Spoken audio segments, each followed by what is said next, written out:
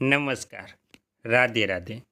સ્વાગત છે તમારું આપણી યુટ્યુબ ચેનલ મિસ્ટર વિજય ઇન્ફાઇન એજ્યુકેશનમાં.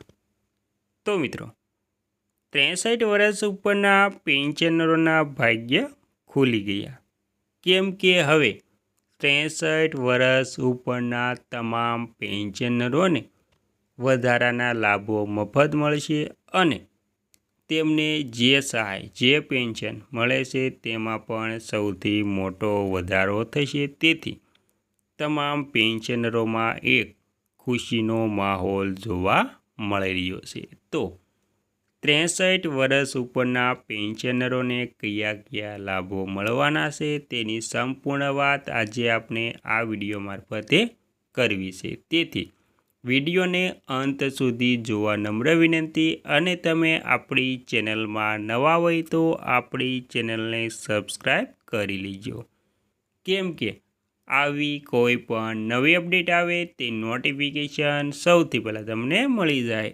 અને વિડીયો ગમે તો લાઈક કરવાનું ભૂલતા નહીં. તો વિગતવાર જાણીએ તો 63 વર્ષ કે તેથી વધુ ઉંમરના પેન્શનરો માટે મોંઘવારી ભથ્થા એટલે કે ડીએને મોંઘવારી રાહતમાં વધારાની સાથે વરિષ્ઠ નાગરિકો માટે વિશેષ સરકારી યોજનાઓના નાણાકીય લાભો જાહેર થાય છે.